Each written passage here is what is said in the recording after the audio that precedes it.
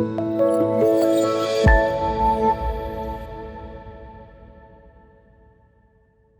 everyone, and welcome to our very first video tutorial for our brand new channel, How Would You Shoot It?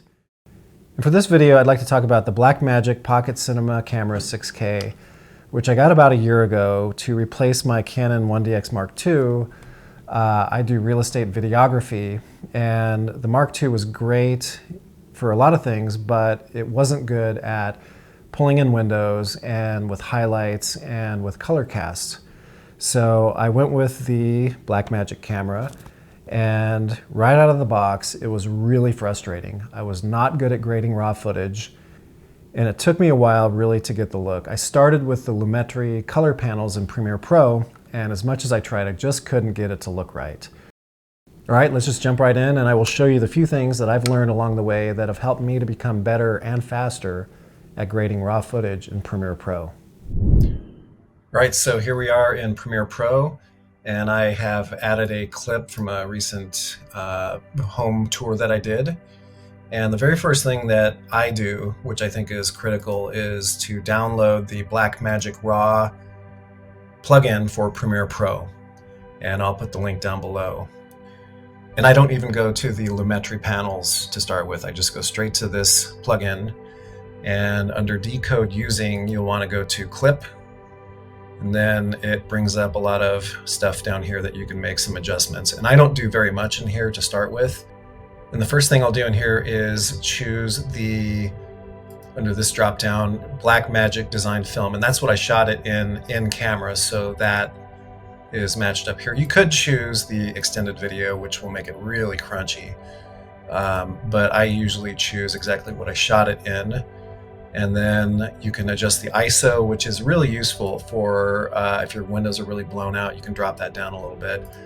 I don't do a whole lot in here. I will adjust the color temperature a little bit. That was a little bit warm. Obviously it's raw, so it's going to be kind of flat at this point. Don't worry about that.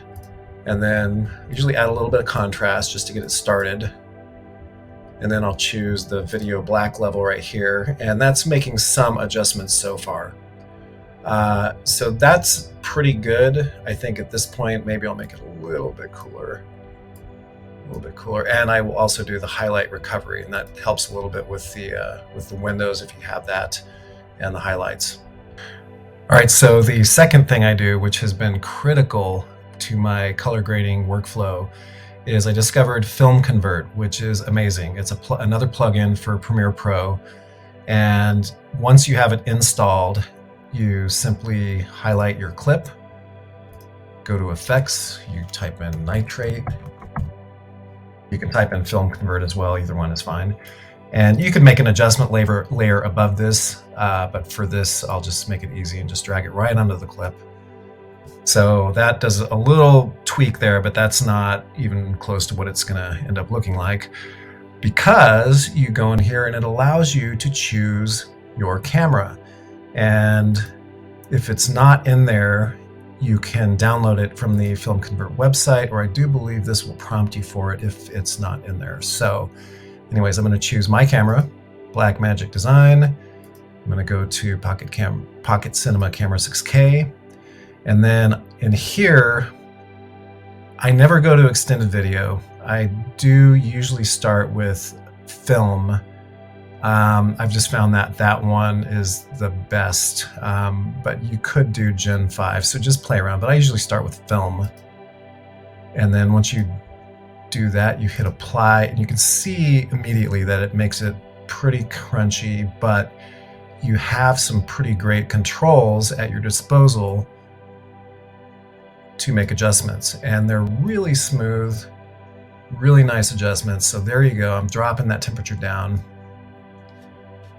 and immediately you have some really nice contrast, really nice colors.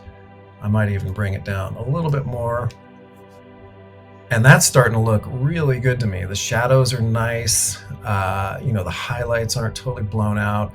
The colors are great in that, this wall is true, almost kind of an off-white. Flowers are yellow, everything's looking good. So the first few controls are very basic. I think you've probably seen these before, so just make some initial adjustments there. Then you go down, and this is what Film Convert basically is you can add a film stock to it. So you have all these wonderful choices down here. These are Fuji, we have Kodak, and then down here we have some black and white options as well. So I usually stick with the first one. I always feel like that one does pretty good, but some of the Fuji film stocks can turn out nice as well. That one's a little warmer, but obviously you can fix that one by changing the temperature. And this basically adds a grain, kind of a film grain to your footage. So it looks more filmic, not so digital. And you can then go down, and if the color's a little bit too much, you can bring that down, and a couple other basic settings in here. Obviously, just, you can bring down the intensity. It's kind of like the LUTS in Premiere Pro that in the Creative tab, you can bring down the intensity. So here, the film size, I usually keep it with 35mm because I'm not trying to do anything super artistic with the work that I do. But if you want a really, really deep grain to it, you can choose Super 8. And it's hard to see, I'm sure, from your perspective, but that definitely added a grain to the footage here. So a little too grainy for me. I usually stick with the 35mm. And you can see those adjustments happen down here. And you can add you can adjust it here with this graph or through the sliders here, but you can add more grain to the shadows or the highlights if you want, and make it softness. I usually don't mess around with these too much. I think it's pretty spot on when I choose it, but you can get definitely artistic and play around with these. I think color is kind of the big thing we're going at. Color and contrast is what I'm going after with my grading. And then the color correction, another great couple of tools here. You can easily adjust the shadows, bam, bam, bam. Same thing with midtones. That looks actually kind of nice right there. And then highlights. And then basic color corrections for shadows, midtones, and highlights. Really useful. So if I want this table to be a little more orange, do the shadows, bring it up to orange a little more. Highlights, same thing, you can color correct. And then saturation. And lastly, there's a couple other correction tools that you have down at the bottom of Film Convert, the plugin. You have your curves, which I think a lot of you might be familiar with, but I find that I don't have to use these very much. These usually do the trick up here. You can get a lot more focused as to where you pull down your shadows or bring your highlights up or down, or your midtones. But I find that the sliders up above do the job just fine. And then down here you have your levels where you can set your darks, mids, and highlights. I don't often have to mess around with that at all. I feel like the job has kind of been done with the stuff above.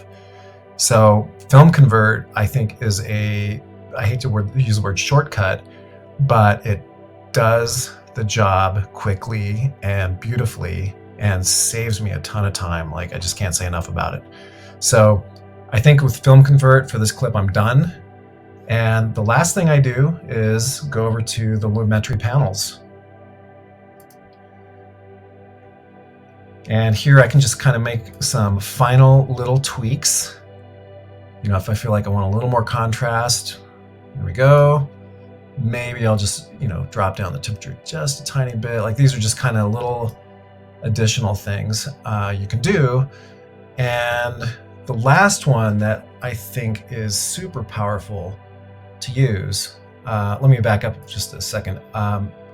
LUTs, yes, I've used them before. Sometimes they work out well, sometimes not. The great thing is, just like with Film Convert, you can adjust the intensity, but I have found I don't even need to use those anymore with Film Convert to get the look I want. So anyways, last thing with the Lumetri panels, which to me has been very powerful, is using the Hsl Secondary Tab. And this is a beautiful way to isolate a part of the image, the film, and adjust colors. So like, let's say if you have an exterior shot and you want the sky a lot more blue, you can really isolate that, let's say these flowers right here, once you select it with the eyedropper. And you can find tutorials on Hsl Secondary all over the place on YouTube, so we won't go into it deeply here, but very quickly select color gray, and that shows you what has been selected up here. And you can increase these sliders. The luminance might bring in more of those flowers. There we go, more of those. So, but if you go too far, you start bringing in other parts of the image. So you just play around with these, and the flowers are pretty isolated up here. You can change the color of the flowers with this correction tab. Same thing with if you selected the sky, you could bring it down to blue and make the sky very, very blue. And then I like the flowers really to pop a little more. I thought they were a little flat in this image.